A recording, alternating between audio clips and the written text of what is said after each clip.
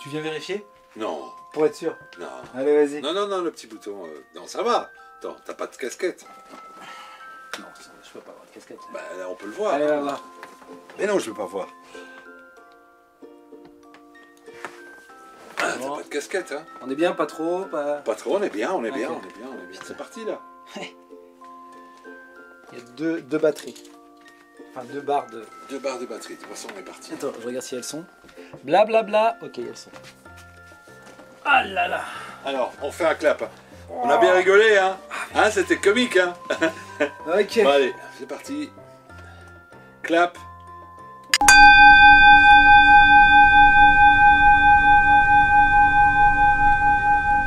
Je suis Kevin Yachanti.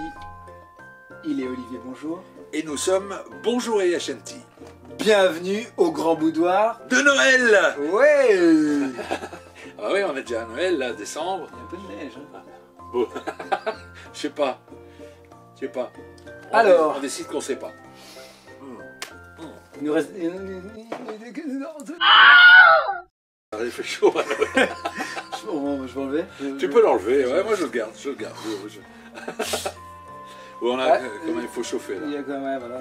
Une question de Fred, 47 ans, je ne sais pas d'où, Mais il a 47 ans. mais il a 47 ans, là où il est. Pourquoi les petits insectes subissent-ils les foudres de nos vexations, frustrations ou colères contenues? C'est chouette ça. Les petits insectes. Les petits insectes. Non, c'est pas les insectes, c'est les petits insectes. J'ai un truc qui me vient, mais je ne sais pas, J'ai un truc qui me vient quand tu dis petits insectes. Effectivement, il y a une projection que l'on fait par rapport à ces mouches, à ces fourmis, à ces araignées. Si tu le fais. Moi, personnellement, je ne tue pas. Même s'il y a des animaux qui me sont difficiles à rencontrer. Mais quand tu entends petit insecte, je ressens une projection de lui, J'entends Fred. Ouais. Sur petit insecte. Donc je sens, Oui, je sens qu'en fait, pourquoi moi, petit être Ouais, humain, pourquoi moi je subis la colère, la Exactement. frustration. Ouais, en même temps, ça c'est une Et, projection de ouais, mais de l'autre. Je suis le petit humain et je subis. Après, quand on dit petit, ça n'a rien de péjoratif. C'est je me sens petit par rapport à. Ah non, c'est lui qui l'a dit. Oui, oui, c'est lui qui le dit, de toute façon. Après oui, je vois. C'est la condition, sa condition humaine, notre condition humaine, puisque bon après on peut pas être à sa place, on se met dans son énergie, on va dire. Après il y a une histoire un peu qui est racontée, c'est-à-dire je subis, et là c'est frustration, colère, machin. Où je subis je reprends. Hein, En fait, là-dedans, il y a la victime et le bourreau, puisqu'il fait les deux. Oui, oui, oui, oui. C'est-à-dire qu'il est en même temps, dans une certaine situation, ce petit être humain qui subit la vie. Oui, les vexations, frustrations, les foudres. Subissent-ils les foudres de nos vexations? Les petits insectes subissent les foudres de nos vexations. Et colère contenue. Colère contenue. C'est-à-dire qu'à un moment donné, Fred, tu es dans la peau de l'insecte petit qui subit, j'imagine, la société, les injustices de la société, et en même temps, tu es capable de voir pourquoi, donc en même temps, toi-même, à un moment donné, tu as certainement été ce bourreau puisqu'en plus, oui, tu définis la colère comme elle est contenue. C'est peut-être que tu n'as pas capacité à décharger cette colère. Vas-y, ouais. à toi. C'est Noël. C'est Noël. Et on n'a plus d'une boule à notre sapin. Donc, quand tu sens petit... Moi, je le sens également... je sens dans ce qu'il dit qu'il est également le bourreau. Oui, oui. Bon, oui. Je ne comprends pas le contenu, la colère contenue, parce qu'en général... Tu vois, il y a quelque chose de... Elle n'est pas contenue justement au moment où ça dépend si tu fais... Alors que tu pourrais faire enfin tu vois, colère contenue c'est quand tu as envie d'hurler et que finalement au lieu d'hurler bah tu vas avoir un geste de Oui. Lutin. voilà c'est Ouais, quelque chose de... En fait, c'est comment... la question, c'est pourquoi y a-t-il d'injustice des puissants, quel que soit le puissant, vis-à-vis de moins puissants, et qui doivent subir le joug de celui qui est puissant. En fait, la question et la réponse, t'as écrit tout. C'est-à-dire que les petits insectes subissent parce que frustration, vexation, colère contenue. Ouais. C'est-à-dire que c'est un système qui va ensemble. C'est le système du puissant sur le faible. On avait parlé une fois du caissier qui s'en prend à la petite grand-mère. Oui. Pourquoi la petite grand-mère va se prendre une soufflante d'un caissier? Parce qu'à un moment donné, cette colère, cette vexation, cette frustration, au lieu de la faire passer sur l'objet de cette frustration, il la fait passer sur le petit insecte qui ne, semblerait-il, ne lui pourra pas lui faire de mal en fait. Oui. C'est des vases communicants. Oui. Tu vois, c'est la mère de famille qui, je ne sais pas, qui a un boulot ingrat et qui se fait sans cesse agresser par son patron ou je dis la mère de famille, ça peut être n'importe qui, 6 milliards et qui rentre chez elle et qui fait subir peut-être la même chose à son mari parce qu'elle porte la culotte ou à ses enfants parce qu'on a besoin de se vider de... Mais la colère existe, elle est en chacun de nous, l'exutoire est... Mais c'est pour ça que contenu est intéressant. Enfin, le contenu est vraiment un mot clé de tout ça. Oui, c'est celui que personnellement je ressens le plus difficilement. Ouais. Mais cela dit, bon, on est dans un jeu de pouvoir. Je pense que le pourquoi, c'est parce que je crois que l'être humain, mais tout comme l'animal, se positionne dans cette société, dans un rapport de force, et qui ne rend ni heureux le bourreau, ni heureux la victime. Je ne pense pas que quelqu'un qui domine soit quelqu'un de forcément plus heureux, et certainement pas celui qui est dominé, mais l'image est plus claire. Celui qui est dominé subit la force du pouvoir. Pourquoi je pense par peur. Ouais, parce qu'on a peur. En fait, on a peur de ne pas avoir sa place. Donc, au lieu d'être dans l'amour, au lieu d'être dans quelque chose de l'amour et de ne pas faire subir, on préfère prendre sa part plutôt que de se dire il y en a pour tout le monde. Je pourrais dire un petit truc par rapport aux insectes et tout, justement, parce qu'avant j'étais assez arachnophobe et les insectes, je les aimais pas. J'avais en fait, j'avais même peur de les tuer. Parce que que faire après avec ce cadavre?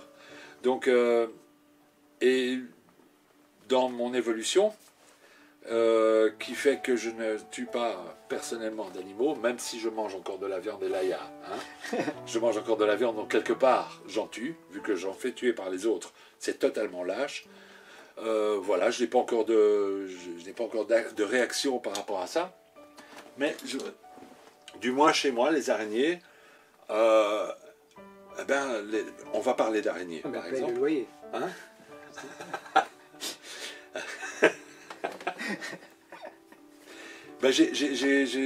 De par le fait que j'ai décidé de ne plus tuer d'animaux, j'ai accepté et je n'en ai plus peur du tout.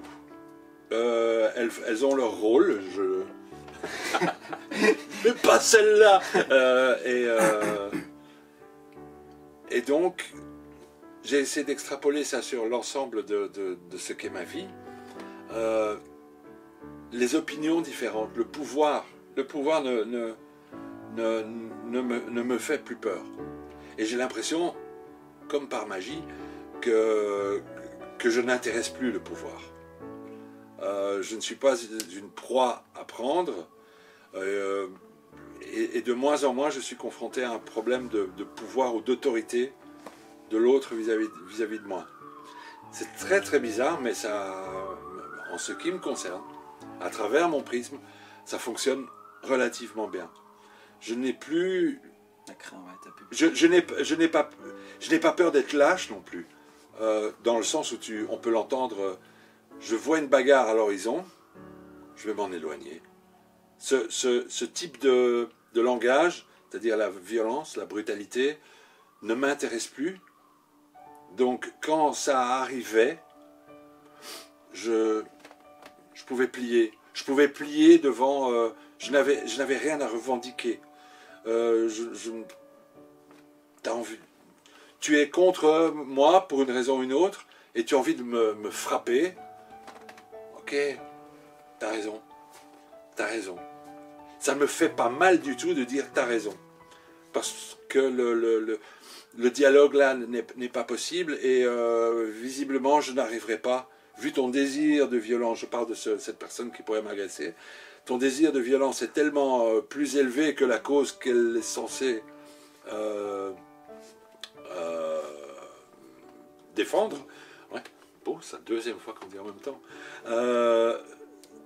Ça ne me dérange pas de m'en aller. Vu que ton mode ce mode de dialogue ne m'intéresse pas. Et bizarrement, depuis, eh bien, la violence... Tu ne vis plus. Non, je ne la vis plus. Pourtant, je vis dans un quartier qu'on peut appeler chaud.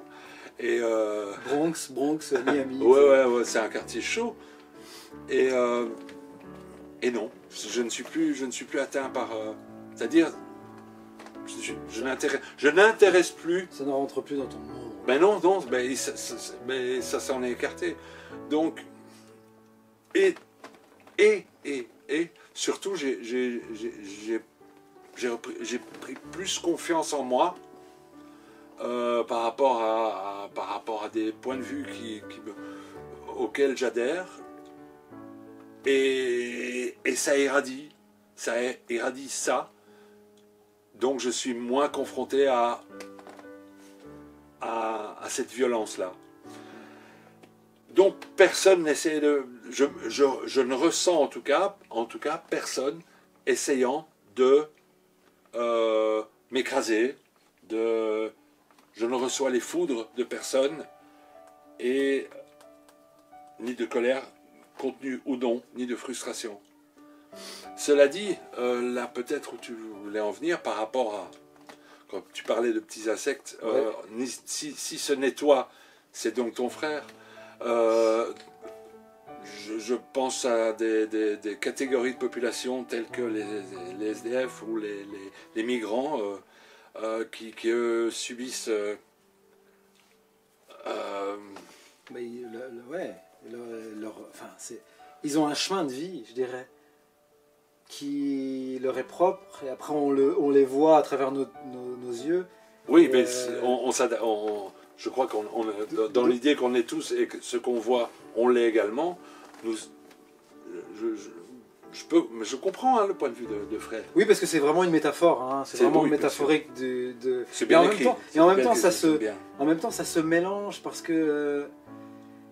pourquoi les petits insectes subissent-ils les foudres de nos vexations, frustrations, colère contenue? On a l'impression que peut-être que même les petits insectes ont une colère... Enfin, tu vois, que le bourreau, la victime, en fait, c'est les mêmes, c'est les êtres humains. Les insectes peuvent être les bourreaux. Enfin, tu vois, il n'y a pas de justice. C'est injuste, mais si je dois dire c'est injuste, oui, effectivement, c'est injuste.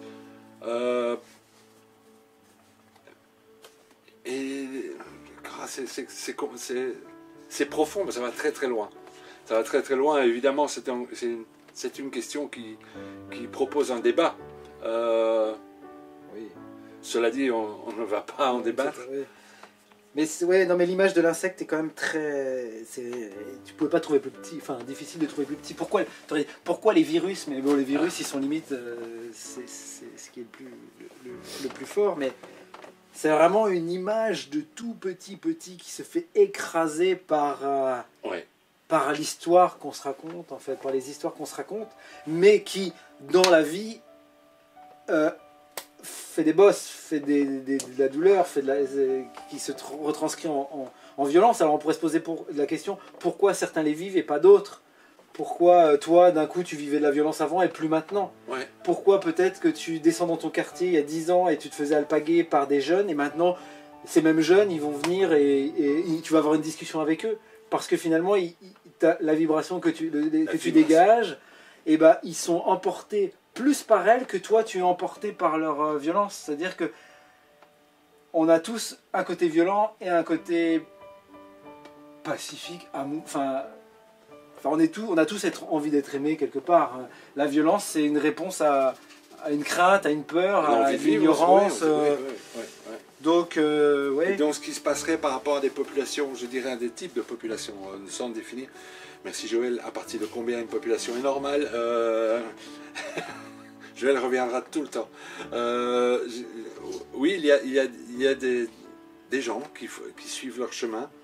Et qui sont où ils en sont. Ils ont des chemins moins faciles que d'autres. Oui, moins faciles que d'autres. Mais ils ont des chemins en fait. Ils ont des chemins et ils en sont où ils sont parce qu'ils suivent ce chemin et ils suivent le leur. Et parfois la difficulté de leur chemin, parce qu'on ne va pas remettre en cause la difficulté d'un migrant, mais la difficulté du chemin qu'ils suivent les amène des fois à des révélations, des vies qui sont extraordinaires et qui sont dans une mouvance, dans une...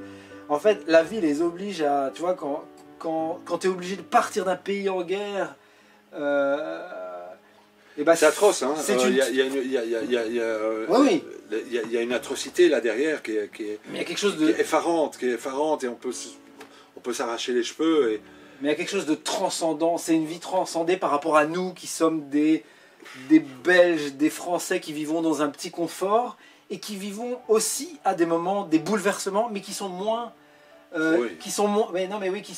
mais qui émotionnellement peut-être nous amènent au niveau bouleversement, peut-être nous amènent des changements qui sont aussi forts, puisque eux vibrent sur d'autres choses, ils sont habitués, ils ont vu d'autres choses. Nous, on n'a pas vécu dans la guerre, donc d'où on les voit, on se dit, oh, c'est fou. Mais pour eux, pour un enfant afghan qui a eu une arme à feu dans les mains à 13 ans, il y a une certaine normalité que nous, on ne comprend pas.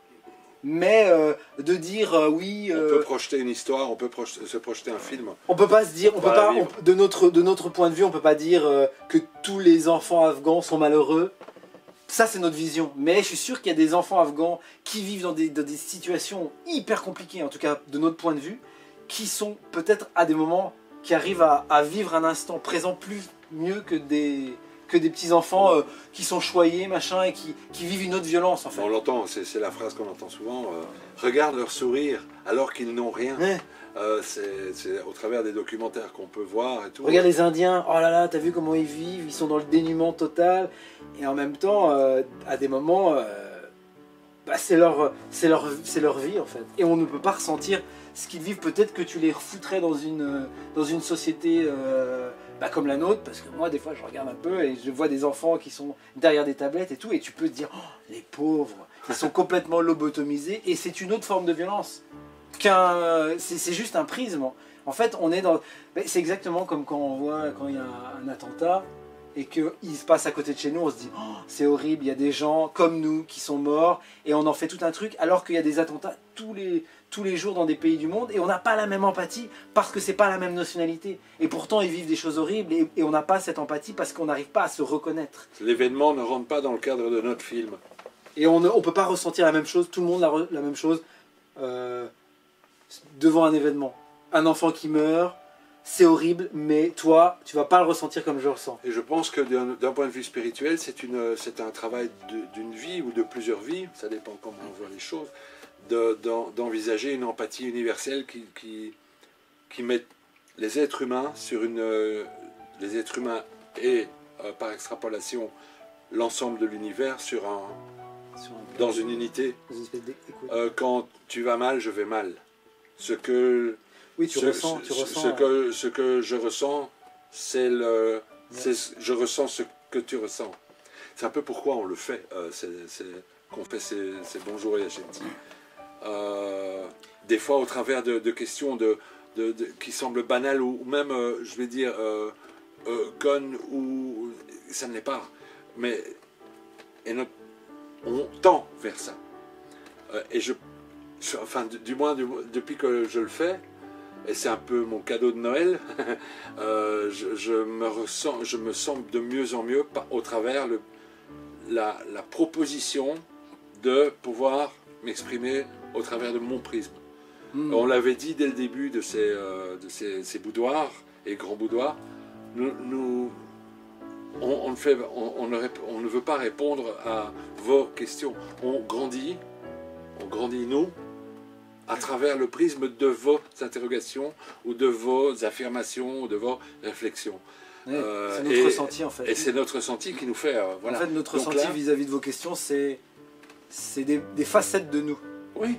C'est-à-dire que si tu vois quelqu'un qui se fait mal dans la rue, tu vas faire « Ah !» parce que d'un coup, tu as cette douleur qui est en toi et que tu vis, pas de la même manière, mais tu la vis. Si tu vois quelqu'un qui se pète les dents, par exemple, l'image qu'on a tous, nous hommes, c'est quand tu vois dans un film un mec qui se prend un coup de pied dans les coudes, on est tous... Parce que d'un coup, on a ce sentiment de connaître cette sensation, même si on l'a jamais vécu. Et donc, c'est vraiment un ressenti qu'on partage. Il y a vraiment d'un coup un... on est l'autre. Parce qu'on est l'autre. Oui, parce qu'on est l'autre quelque part. Exactement. On rencontre... En fait, ce qu'on rencontre de vous, c'est nous en miroir. Ouais. On ne peut pas rencontrer autre chose puisque on rencontre que ce qu'on connaît de nous. Oui. Et dans la vie, en fait, quand tu rencontres quelqu'un, tu ne partages que ce que tu connais de toi avec lui. C'est comme s'il y avait un partage de tout ce que je sais de toi, c'est ce que je suis. Et le reste, je ne le saurai jamais. Comme tu ne sauras jamais. Jusqu'au moment où je le rencontrerai. Voilà. Donc, pour revenir sur ta question, Fred, pourquoi les petits insectes subissent-ils les foudres de nos vexations, frustrations ou colères contenues? Pour se rencontrer. Oui, pour rencontrer quelque chose qui est en toi. Et je pense que dans il y a un jeu de pouvoir, c'est tel qu'il a été défini dans ce monde, dans cet univers. Et il est interne en fait. C'est-à-dire que il est interne également. Il est dedans et donc le jeu de pouvoir qui se joue à l'intérieur de toi, tu le vois à l'extérieur. On revient donc à accepter peut-être ça, vivre ta réalité vraiment en te ressentant absolument légitime par rapport à cette réalité qui va te faire ressentir ce jeu de pouvoir de moins en moins puissant sur toi et je l'espère à t'en libérer complètement et devenir autonome par rapport à ça tout en étant absolument conscient de ce qu'il a comme répercussion dans l'univers qui est le tien et que tu défends. Oui, voilà, vraiment l'idée c'est de ne plus y résister pour passer à un autre niveau et pour pouvoir interagir d'une autre manière avec avec ton monde en fait. Ouais. Parce que sinon tu es dans la résistance et tu vois toujours ce jeu de pouvoir et tu es toujours en train de dire ah pourquoi, et la vie te remettra, voilà. Tant que tu y résistes, la vie te remettra une couche. Des événements qui te feront te reconfronter à et souvent jusqu'à ce de plus en plus grosse en plus. Ouais. Et de plus en plus proche Ouais. de toi pour que tu comprennes que oui, c'est vraiment un truc que tu as besoin de vivre pour passer à une autre, comme on dit, à un autre niveau de toi et pouvoir interagir d'une manière différente et pouvoir... Et ça arrive, ce qui est la bonne nouvelle. Dire la bonne nouvelle en période de Noël, j'aime beaucoup. Bon, petite pause. Petite pause. Allez, petite pause. Merci beaucoup, Fred.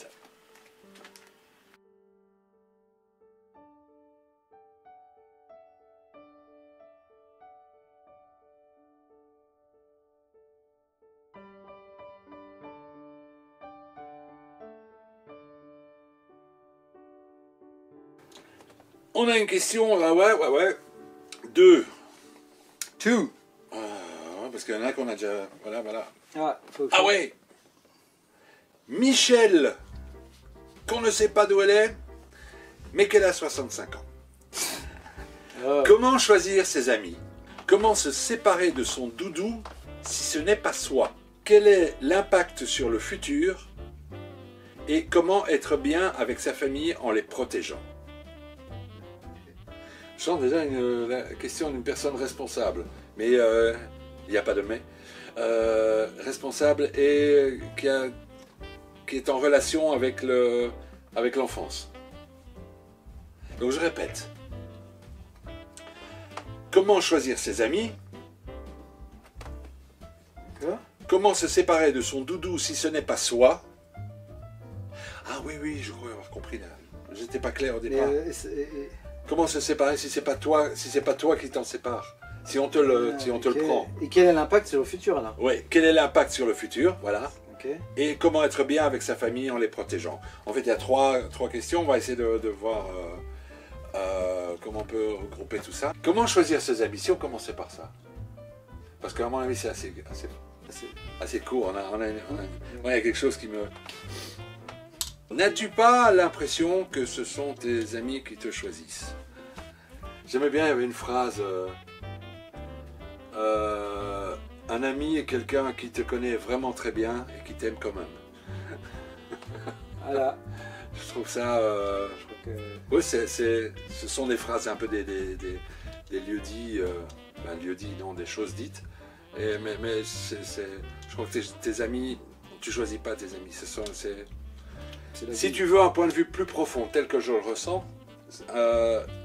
deviennent tes amis des gens qui sont sur un mode de vibration qui est similaire au tien.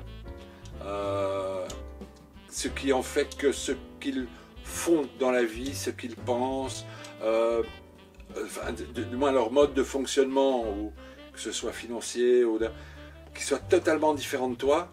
Des fois c'est même très agréable. On a des amis qui complètement, ils pensent différent, mais ce sont tes amis. Parce qu'il y a quelque chose de fondamental qui est ta vibration intérieure, qui est ce que tu dégages et ce qu'ils dégagent eux, que vous êtes en mode d'échange. Vous êtes sur la même fréquence, quelle que soit l'apparence qu'il y a autour de ça, qu'elle soit physique, qu'elle soit économique, qu'elle soit sociétale, qu'elle soit même spirituelle, ça n'a plus aucune importance. Et là se révèle la véritable identité de ce que tu appelles amitié, et ce que j'appelle également amitié, qui est le fondamental. Vous entendez sur le fondamental. Et là, je ne pense pas qu'il y ait une question de choix, c'est une question de réalité, la réalité des choses. Tout comme la fréquence, c'est pourquoi on se sent bien dans une pièce, pourquoi on aime une telle fleur, pourquoi on aime... On est dans le fondamental de ce que tu es vraiment toi, de ce que l'autre est également. Et ça ne s'explique pas, il n'y a rien de divin là-dedans. C'est purement c'est ce que tu aimais. Et ce que tu aimes. Ce que tu aimais et ce que tu aimes. Wow. Cadeau de Noël, une petite boule. Je ne sais pas, voilà. Mais là, elle a choisi le mot ami, mais c'est un peu... Oui, c'est par rapport à tout. C'est-à-dire que tout ce qui t'entoure, tout ce qui est... tu attires à toi ce que tu es, en fait. Donc, on peut parler d'amis, on peut même parler d'ennemis. C'est-à-dire que la personne, ton voisin qui te supporte, pourrait être ton plus grand ami si tu le voyais différemment. Même dans le côté où vous avez un antagonisme qui est chronique et tous les jours vous prenez le bec parce que il y a une résonance et que c'est peut-être une sorte d'âme sœur. Toi tu disais que moi je dirais que c'est la vie qui t'amène la vibration, enfin ta vibration et de l'existence, enfin la vie amène à toi ce que tu es en fait. On dit souvent, on dit souvent, on marche. En fait, j'aime bien cette phrase quand les gens parlent de karma, mais moi je dis on marche dans son karma. C'est-à-dire que tu es ce que tu es, tu crées ce que tu es et tu marches dans ce que tu crées. Ouais. Donc du coup, finalement, tout ce qui est autour de toi, même les gens que des fois tu te dis mais pourquoi ce gars est dans ma vie, il vient me polluer et en même temps... Mais tout est fonction des histoires que tu te crées, de la construction mentale que tu te crées par rapport à cette personne aussi. Il est comme ça, il pense comme ça, dans l'image.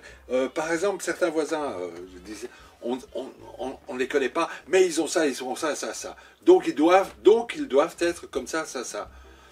la vie amène un événement, on se rend compte que où tu étais peut-être, c'est totalement, là c'est le film, où tu étais en difficulté, et c'est cette personne-là qui va venir. Je veux dire, ça parle à tout le monde, ça.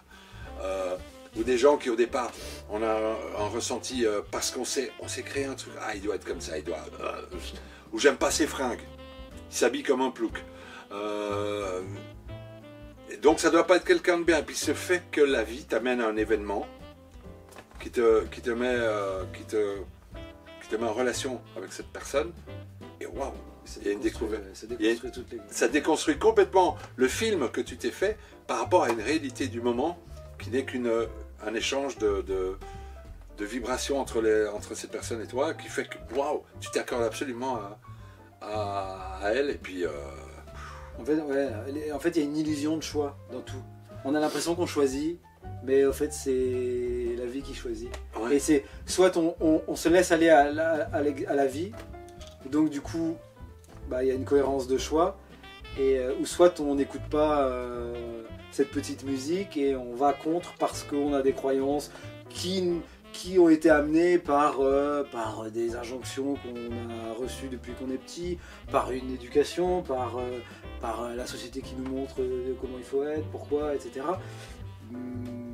Je crois qu'il y a vraiment le truc de rester dans l'instant et de donner une chance toujours de renouvellement tout le temps, de boire, je bois ce thé et je le bois une fois, j'aime bien, et pour avoir le plaisir de le boire à nouveau, j'oublie que le goût qu'il avait, au lieu de dire oui j'ai déjà bu ce thé, je sais quel goût il a, donc je le bois juste pour le boire, tu vois. Mais c'est ce qu'on fait. C'est bien, non mais c'est vrai, quand tu bois, genre tu vas demander, tu bois un coca, oui c'est un coca, donc tu n'es plus dans l'appréciation. Une boisson pétillante. Ah oui, tu bois une boisson pétillante de marque américaine. Ah, j'aurais dit. Mais on a vraiment ce truc d'étiqueter chaque chose et de ne plus apprécier et de ne plus être dans l'émerveillement, dans l'innocence, et c'est pareil avec les gens, c'est-à-dire qu'on étiquette même des fois avant de savoir ce qu'ils sont, donc on se fait une idée et voilà. Alors que si on était vraiment dans la découverte constante, comme les tout petits enfants qui vont boire le truc à chaque fois. Fait bien le petit enfant, c'est dingue. Eh bien, la vie prend une autre saveur. Ouais. Et donc oui, c'est une illusion de choix, je pense. Je pense que oui. Oui, c'est ce que voilà, il dit d'autres mots, plus ou moins. Comment se séparer de son doudou si ce n'est pas soi? Donc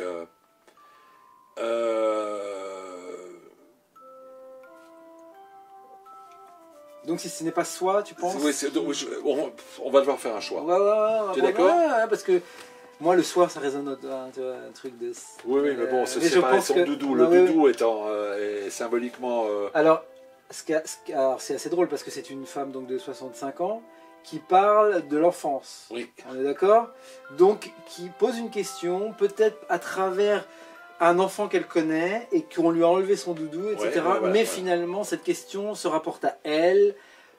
Et l'impact sur... Oui, voilà, on va décider que c'est... Voilà, notre prisme, je suis aussi d'accord. Hein. Donc, c'est séparé de quelque chose ou de quelqu'un de proche, et c'est une séparation extérieure à soi. Et quel est l'impact sur le futur? C'est vraiment... Ça peut presque être un deuil, ça. Oui. C'est-à-dire que on met une image de l'enfant, ok, mais ça pourrait presque être la petite fille en toi qui a perdu un parent, et donc c'est pas quelque chose de voulu. Mais regardons même le doudou, parce que c'est... Oui, non mais... oui, c'est ça, de faire le truc, c'est que tu vois un enfant, une situation, on lui a enlevé le doudou, et quel est l'impact sur le futur? Et c'est... Ouais. C'est beau ça, parce qu'en fait, tu prends enfant et plus âgé, et le fait que l'enfant difficilement va accepter le fait qu'on lui extrait son amour, ce qui le rassure. Ce qui le rassure, la vie te remet devant des événements tant que tu n'as pas accepté, et pour un enfant c'est hyper difficile, tant que tu n'as pas accepté que la disparition de cet être cher, la vie te confronte, et des fois jusqu'à très très tard, par des séparations, par des morts, par des séparations quelles qu'elles soient. Et toujours, et là, on est d'accord qu'on lui enlève, mais il n'a pas le choix. Donc, non, enlève c'est pour ça que j'aime bien le côté deuil où quelqu'un meurt et tu n'as pas le choix. Mais ce et donc, quel est l'impact sur le futur? Doudou, même chose. Oui, mais après, tu as la question, comment protéger sa famille? Voilà. Machin, donc, tu vois, il y a une espèce de truc de... Oh. Mais... comment tu le vois, comment protéger sa famille? On peut pas... Moi, je pense que les événements, effectivement, je crois, les événements, la vie t'amène des événements qui te remettent en scène un événement non accepté, non digéré, si on peut dire comme ça. Ne pas accepter... on en parlait avec notre ami Alan, qui lui avait vraiment du mal. Et en fait, en discutant avec lui, on se rendait compte qu'il avait une douleur terrible par rapport à la disparition de ses proches, douleur qui était liée à, je vais l'expliquer en exemple, il se dit, ah tiens, à ce moment-là, j'aurais aimé lui demander, donc il se crée un film, une projection mentale, une construction mentale, auquel il ne pouvait avoir de réponse vu que la personne n'était plus là. Mais c'était la projection qui lui faisait de la douleur. Ce n'était pas le fait que la personne était partie. On en est un peu... Comment protéger sa famille? Mais de quoi? Déjà. Parce que c'est ça, protéger sa famille, c'est déjà avoir peur d'un danger extérieur. Ouais. Parce que bon, au départ, moi qui ai une famille, je me dis pas comment vais-je protéger ma famille. Je me pose même pas la question. Non. Puisqu'il n'y a pas de danger. Alors à des moments, oui, je vais empêcher ma petite fille de traverser la route, traverser l'autoroute toute seule, tu vois. Oui. Quoique. En tout cas, tu vas lui donner, tu vas l'aider à traverser l'autoroute toute seule. Je vais la pousser. Mais il y a vraiment, toute la question est vraiment ensemble, hein. C'est vraiment Oui. C'est très fluide. Même si on arrache quelque chose de force, et comment faire. En fait, c'est ça. Alors, comment on fait pour protéger de ça? Quelque chose de force, comment je fais pour vivre avec, et cette situation m'amène une peur, donc j'ai besoin de... Enfin, c'est une espèce de méli-mélo de l'enfant qui devient l'adulte et qui en même temps subit, et tu vois, il y a une espèce de... Ouais. Parce que finalement, moi qui suis père, comme tout le monde le sait dans le système solaire, moi je ne suis pas pour enlever un doudou par exemple. Et d'ailleurs, allez, je vais prendre l'exemple de ma fille, ça faisait longtemps. Ouais, ça faisait longtemps. J'ai remarqué, parce que les enfants ont souvent des doudous, des tutus, des ouin-ouin, et c'est un rapport... Et ça continue très tard. Hein. Et c'est un rapport... moi je le sais. Moi je le sais. Personnellement, ma fille n'a pas de doudou. Oh, elle n'a pas de... Mais... petit cochon... Non, oui, mais non, elle l'a pas, elle le traîne pas pour tout. Ouais, c'est ça. Ouais. Et les enfants ont des doudous. Les enfants, moi j'avais un mouchoir, je vois tous les ans. Et généralement le doudou... T'avais des rubes. T'avais des rubes. Putain, enfin, one man show, enfin bref. Mais c'est vraiment, pour l'enfant, c'est quelque chose qui le rassure. Tu vois, c'est on peut pas enlever un doudou à un enfant. On revient à le truc de Joël, c'est la norme. À un moment donné, tu ne peux plus avoir de doudou. Ouais. Donc on lui enlève parce qu'à un moment, enfin, je crois... Hein, on met plus son pouce en bouche. Oui, on a tous dit, on met plus. Mais pourquoi on met plus son pouce en bouche? Il n'y a aucune raison. Qui a dit qu'on ne met plus son pouce en bouche à 14 ans? Parce que finalement, l'enfant, oui, on ne met plus... Parce que tu restes un bébé. Ouais, et alors? Et comment le protéger? Moi, j'aime bien... En fait, la protection, c'est ce que tu offres à cette famille, à ces membres de famille, dans l'état le plus pur de ce qu'ils sont. En acceptant qu'ils soient différents, comme tes amis, en acceptant leurs vibrations et éventuellement le fait qu'eux ne soient pas d'accord avec toi, en acceptant ça, je crois qu'on revient toujours à la même chose. Comment tu protèges ta famille en ne la protégeant pas? En ne la protégeant pas. En n'essayant pas de la protéger, parce que déjà dans le mode d'essayer de protéger, ça veut dire que tu crées le film d'un danger. Combien de fois on n'entend pas « Ah, ils vont investir, ils n'ont pas un bal. Ils vont se mettre dans la merde. Il faut que je fasse il faut que je les empêche, il faut que... Ouais, des fois, ne pas aider les gens, c'est la plus grande aide qu'on peut C'est la leur plus donner. grande aide qu'on puisse faire. C'est de faire confiance, en fait. Et de te faire confiance. Mm. De te faire confiance dans la personne que tu es par rapport à eux et que tu puisses être là. Simplement être là. Et je pense que c'est un cadeau de Noël. Ouais, et être là sans les histoires que tu te racontes. Sans les Oui, histoires oui, qu'on oui. se raconte pour Ouais. dire oui, moi je sais. Éviter, un truc, machin, éviter de là. projeter ce qui pourrait arriver tel que toi tu le crées dans ta propre construction mentale et dans le film que tu... Ouais, c'est de ne pas essayer d'être la bonne personne pour les autres. Ouais. Simplement, ouais, je crois que c'est bien. Hein? Je crois. J'espère... N'essaye pas d'être la bonne personne pour les autres, tu n'y arriveras pas. Non, parce que tu l'es déjà. Donc tu peux pas... Donc voilà Michel, j'espère que ça te convienne. Et puis sinon, comme d'habitude, hein, vous avez un droit de réponse et on diffusera. Voilà. On fait une petite pause, hein. Yes.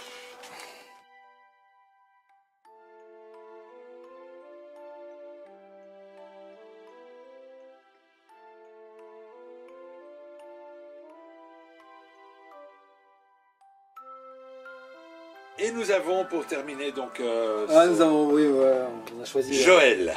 Joël, 59 ans, de Plestin, qui nous revient. Ouais, tu as retenu, hein, n'empêche. Bah oui. Tu as retenu, on se demanderait pourquoi. Ah. Eh bien, sa question, ça commence par... voilà. C'est les gens bien. Hé hé. Et moi, ça m'énerve chaque fois que j'entends les gens bien. Une fois, j'ai répondu, c'est quoi les gens bien? Et voilà. C'est les gens bien. Ah oui. Ça m'énerve, les Oui, gens bien. oui, ok. Chaque fois, j'entends ça. Une fois, j'ai répondu, c'est quoi les gens bien? Les Oui, gens bien. Des gens bien. C'est quoi, ouais, voilà. Des gens bien. Ah, ça c'est des gens bien, ça. Des Ça, gens bien. un Et peu. parce que c'est les gens, elle commence par c'est les gens bien. C'est quoi des gens bien? On va parler des gens bien. Qu'est-ce que ça veut dire des gens bien? Des gens bien. Des gens Non. bons, des gens bons. À la tête de l'art. Les gens bien. C'est quoi les gens bien? Moi je resterai là-dessus parce que c'est ça sa question. Mais moi je mettrais plutôt des gens bien, non? Et est-ce que Joël n'aurait pas un truc par rapport à la norme? Bah oui, c'est ça. C'est quoi C'est des une gens autre- bien? En fait, le C'est truc, quoi des gens bien? C'est t'entends une conversation et t'as des gens qui disent ah ça c'est des Ah gens ouais, bien, ouais. c'est ça en gros. Ouais, c'est ça. Ah eux c'est des gens bien. Est-ce qu'il n'y a pas, la norme, apparemment, Joël nous avait déjà posé une question. Hein. J'ai trop chaud.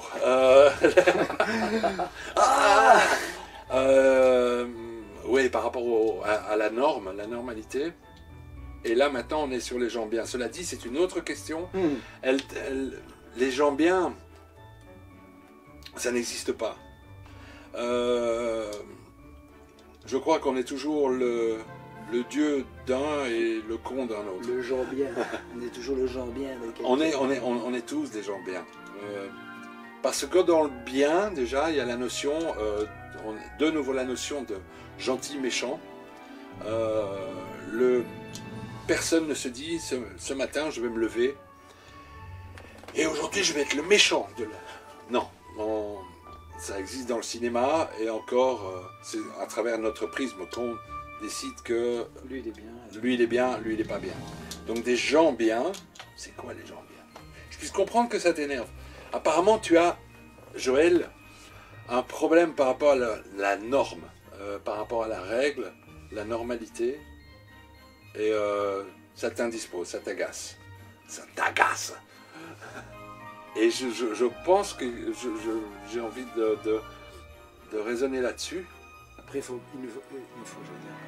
Tu as failli le dire. Je l'ai dit. Se dissocier, j'enlève le truc. Se dissocier de ça. Ne nous dissocier. Oui. Voilà. C'est-à-dire que ne pas s'exclure de.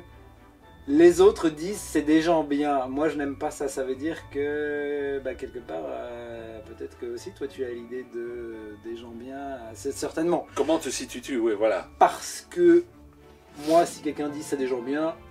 Je sais pas trop ce que ça veut dire en Je- fait, les gens bien. Je sais très bien que c'est par rapport à... En fait, des gens bien, ça veut dire qu'ils sont par rapport à une vision de quelqu'un, c'est-à-dire qu'ils rentrent dans la norme de ce qui est bien pour la personne qui le perçoit. Oui, voilà. C'est tout. C'est tout. En extrapolant comme, tu vois, ça peut être des gens qui ont réussi. Je me pense dans le cadre d'une petite ville, par exemple, des gens qui réussissent, donc qui se sont achetés une nouvelle voiture tous les 2 ans. Ils ont eu 2 enfants. Ils venaient de s'installer là. Leur business a bien fonctionné. Ils ont 2 enfants. Ils ont une nouvelle bagnole au bout de 2 ans. Ils ont l'air super propres sur eux. Ça doit être des gens bien. Il y a un peu une culture du genre bien. Et il y a une culture du genre bien. Regarde cette histoire de réfugiés là, tu sais, celui qui a sauvé la petite fille. Oui, oui, oui. Qui est naturalisé. Lui, qui a oui, été oui, naturalisé lui, au mois de il est passé septembre, je crois. réfugié à héros. Parce qu'il a fait cet acte, mais ça aurait pu être un autre, et voilà, c'est tombé sur lui. C'est vraiment une histoire qui se raconte et qui dit « Ah, lui c'est un gens bien parce que aux yeux de toute une population... » On en revient à la norme, hein, c'est-à-dire le bien ou le mal se définit au travers le prisme des gens le plus nombreux. Donc si tout le monde décide que voilà, ce genre est un gens bien, il devient un gens bien. Le plus grand gens bien de l'histoire, c'est Hitler, non? Non mais là je rigole pas en disant, c'est qu'en 1933, quand il est devenu chancelier et que le peuple l'a élu, pour toute une partie de l'Allemagne, c'était quelqu'un qui allait les sauver du chômage, etc., etc. Donc c'était, à ce moment-là de l'histoire, c'était pas le méchant que l'on connaît maintenant. C'était quelqu'un de bien qui allait sauver tout un peuple. Et l'histoire s'est répétée avec Staline, avec Lénine, c'était des gens bien à ce moment-là. Pour devenir ce qu'il est devenu, il fallait, c'était pas lui tout seul, il fallait qu'il y ait toute une masse de population derrière qui soit en accord avec ses idées. Parce que tout seul, il aurait rien fait. Non. Donc du coup, c'est vraiment... Et là maintenant, dans l'histoire, au moment où on est, c'est le méchant ultime. Peut-être le Joker, il est un peu plus haut dans Batman. Non, parce que c'est réduit. Mais bon, on minimise aussi, tu vois. Regarde, voilà, en Belgique, on a un type, l'homme qui a, tout comme en France, Napoléon, ou chez nous en Belgique, oui, ça se tourne en Belgique. Pour l'instant. Nous avons un Léopold II qui était un génocideur, mais qui a été un gens bien jusqu'à ce qu'on découvre tout à coup que ce type est responsable de la mort de 20 millions de personnes, parce que les critères de l'époque n'incluaient pas la race noire. En fait, c'est la perspective d'où tu regardes. La perspective toujours, on en revient. Donc gens bien, c'est bien mal, normes, ce sont des concepts qui n'existent qu'à travers le prisme que tu lui accordes, à travers l'histoire, la construction que tu bâtis pour placer ces différents éléments dans ton histoire, dans l'histoire que tu crées à chaque pas. On en revient à ça à chaque pas. J'aime bien, hein, parce que le karma, tu marches dedans. Tu marches dans ton karma à chaque fois. Donc, je comprends l'idée que ça puisse énerver, et c'est ça qui t'énerve.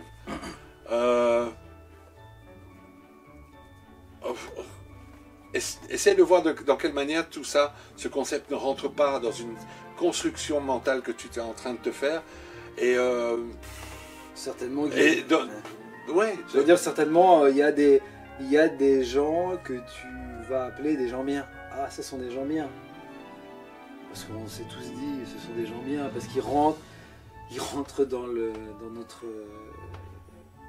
notre domaine de ce que nous on appelle être le bien. Parce que le bien et le mal, finalement, c'est un curseur en fait qu'on met. C'est un curseur très humain. C'est une valeur totalement humaine qui rentre dans une construction qui, Elle vaut ce qu'elle vaut, elle ne vaut que ce que tu lui donnes. Elle n'a de valeur que la valeur que tu lui donnes. Ouais. Ouais. Oui, tu peux prendre quelqu'un qui tu vas chez quelqu'un, il trie ses poubelles. Ah, c'est quelqu'un de bien. Et en fait, Ouais. tu pars de chez lui et il va foutre une grande claque à son fils. Là, tu vas le voir et tu vas dire, ah, il est peut-être moins bien que je pensais. Il trie ses poubelles, mais il faut quand même des Mais si, grosses- et si tu l'as pas vu trier ses poubelles, tu vas dire que c'est vraiment quelqu'un de pas bien. Si tu ne le vois que donner une claque à son fils, là Après- c'est. Et après, donc, à chaque fois, tu peux remonter et tu peux dire, ah, il est violent parce que peut-être il a été victime d'une violence, donc cette violence est plus forte que lui. Donc, est-ce que c'est pas une victime aussi? Donc, est-ce qu'il mais fait dans- derrière et tu peux remarquer d'ailleurs que c'est un sujet qui intéresse beaucoup le monde et qui turlupine le monsieur tout le monde ou madame tout le monde. C'est que dans les films, de plus en plus, le héros n'est pas forcément quelqu'un de bien, mais les événements font que, dans le cadre de l'histoire qui est de toute façon écrite, finalement, c'est lui qui a raison. Finalement, c'est dégueulasse ce qu'il fait, mais je suis prêt à l'accepter parce qu'il fait ça, ça, ça et ça. De plus en plus, je veux dire, les séries et tout, ces héros n'en sont plus. On n'est plus dans les années 50 ou 60. Ouais, c'est- Ou encore d'ailleurs, où le prisme était totalement différent. Un cow-boy dans les années 40 qui tue 80 Indiens avec un seul revolver, c'était lui le héros. Et Maintenant, cette d'ailleurs- image, elle est inacceptable maintenant. Ouais. Et dans les westerns, à l'époque, ils ne pouvaient pas montrer dans un western, on ne pouvait pas montrer dans le même plan le cow-boy qui tire et la personne qui meurt en face, pour qu'il reste, je pense, dans l'image, Ouais. presque, il faut faire une dissociation du meurtre, on va dire. On le sait, mais voilà. De toute façon, voilà, ça c'est de nouveau une question de code. Décidément, Joël. De normes. Et je pense, voilà, pour répondre en gros, il n'y a pas de gens bien.